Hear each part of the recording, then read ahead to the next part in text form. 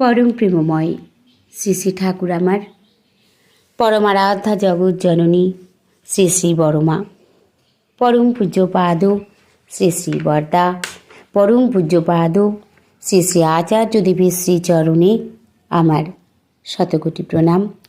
আমি শ্যামলী দেবনাথ, শ্যামার পরিবার চ্যানেলের সকল ভাই ও বোনেদের জানাই জয়গুরু ও ভালোবাসা। আমি শুরু করছি ইষ্ট প্রসঙ্গ আলোচনা। পরম প্রেমময় শ্রী শ্রী ঠাকুর অনুশ্রুতি গ্রন্থের দ্বিতীয় খণ্ডে তিনি বলেছেন, অনুরাগে করলে নাম আপনি আসে প্রাণারাম। আলোচনা প্রসঙ্গের 16 খণ্ডে ঠাকুর বলেছেন, সর্বদা নাম চলছে তো? এ জিজ্ঞাসা চিরন্তন। প্রিয় পরমের দরদ নিষিক্ত এই জিজ্ঞাসার সঙ্গে জড়িয়ে রয়েছে সদা সতর্কতার বার্তা, ইষ্টে চিরচেতনময় থাকার অমেয় নির্দেশ। সমস্ত কাজের মধ্যে নাম করা খুব ভালো জিনিস। নাম করতে করতে এমন হয় যে তার শরীরের স্পর্শে অপরের তড়িৎ ঝলকের মতো বোধ করে। যাকে স্পর্শ করে তার চোখ দিয়ে তা আবার ঠিকরে বেরোয়। নামই ছিল শ্রী শ্রী ঠাকুরের সত্তার শতস্পন্দন। এই নাম তিনি লাভ করেছিলেন মাতা মনোমোহিনী দেবীর কাছে সদ্দীক্ষার মাধ্যমে। মাতৃদেবীর গুরুদেব সরকার সাহেবের নির্দেশ মতো মা পুত্র অনুকূল চন্দ্রকে সৎ নামে দীক্ষাদান করেছেন। দীক্ষা লাভের সঙ্গে সঙ্গেই ঠাকুর অনুকূল চন্দ্র নাকি অজ্ঞান হয়ে পড়েছিলেন, আর ওই অজ্ঞান অবস্থায় তিনি এক দিব্য পুরুষকে দর্শন করেছিলেন। জ্ঞান ফিরে পেতেই ঠাকুর মাকে বলেছেন, মা, এই নাম তো আমি করেই থাকি, বরাবরই তো আমি এই নাম করি। মা জিজ্ঞাসা করলেন, এই নাম তুই কোথায় পেলি? ঠাকুর বললেন, সে আমি জানি নে মা, তবে জন্মাবধি আমি এই নাম করে আসছি। এই নাম নিয়েই আমি জন্মেছিলাম।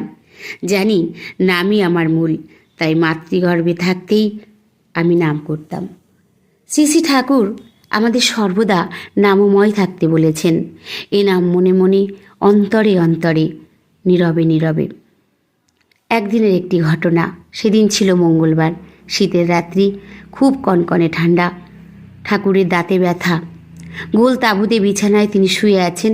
ঠান্ডার কারণে পর্দা ফেলে দেওয়া হয়েছে। পেছন দিকের আলোটা জ্বালানো ছিল।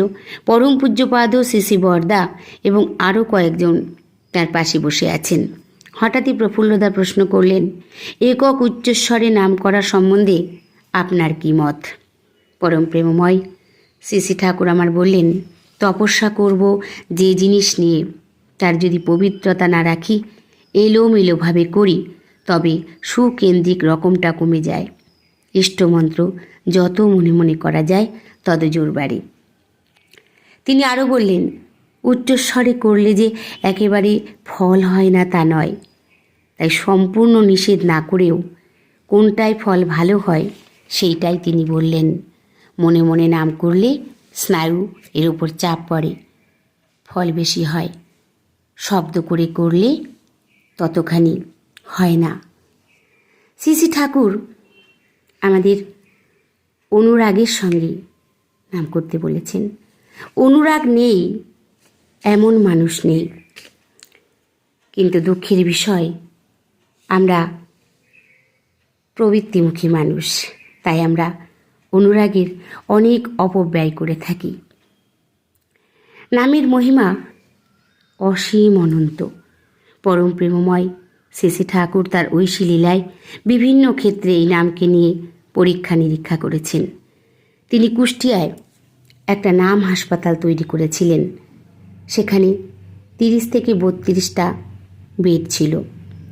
যে সমস্ত রোগীকে ডাক্তারবাবুরা ছেড়ে দিতেন, যাদের আর কোনো চিকিৎসা করানো নেই, চিকিৎসা শাস্ত্রের সব চেষ্টাই ব্যর্থ, সেই সব রোগীকে ভর্তি করাতেন ওই নাম হাসপাতালে। তাদের উপর পরীক্ষা করা হতো, রোগীর মাথা বা গায়ে হাত দিয়ে নাম করা হতো। একদিন কথা প্রসঙ্গে শ্রী শ্রী ঠাকুর বললেন, রোগ সারছে না, সেই রোগীকে ছুঁয়ে নাম করতে করতে রোগের উপশম হয়। নাম করার সময় মনে কোনো দ্বন্দ্ব থাকলে চলবে না, সারবে কি না সারবে এই রকম একটা সংশয় রাখতে নেই। বিশ্বাস নিয়ে রোগীকে ছুঁয়ে সহজভাবে নাম করতে হয়। অন্তরে স্থির বিশ্বাস চাই আমাদের। আমরা বিশ্বাস দিয়ে ভক্তি ভরে তাকে যদি স্মরণ করি, সকল সময় আমরা নামময় হয়ে থাকতে পারি, তাহলে আমরা ভালো থাকব। ঠাকুর বলেছেন, বিনা আপত্তিতে, বিনা ওজরে এবং পরমানন্দে ঠাকুরকে নিয়ে চলতে হবে। তাই সকলের কাছে করজোরে প্রার্থনা, আমরা যারা সৎসঙ্গী গুরু ভাই বোনেরা আছি, তারা প্রত্যেকেই চেষ্টা করব সকল সময় ঠাকুরের নির্দেশিত কথাগুলি মেনে চলার। তিনি যেভাবে বলেছেন সেভাবে আমরা চলায় ফেরায়, উঠতে বসতে সকল সময় নাম করব। নাম করলে মনের ভিতরে শক্তি বাড়ে। আমরা হেরে যাব না কোনো কিছুতে। সংসারের জ্বালা যন্ত্রণায় প্রতিনিয়ত আমাদের জীবনটা ভীষণ জ্বালাময় হয়ে ওঠে, কিন্তু সকল সময় যদি আমরা তাকে নিয়ে থাকি, তার কথা স্মরণ করি, অনর্গল মনে মনে নাম জপতে থাকি, আমাদের ধৈর্য বাড়বে, সহ্য বাড়বে, শক্তি বাড়বে। তাই সবার কাছে আমার প্রার্থনা, আমরা যারা সৎসঙ্গী গুরু ভাই বোনেরা আছি, সকলেই যেন সকল সময় চেষ্টা করে থাকি।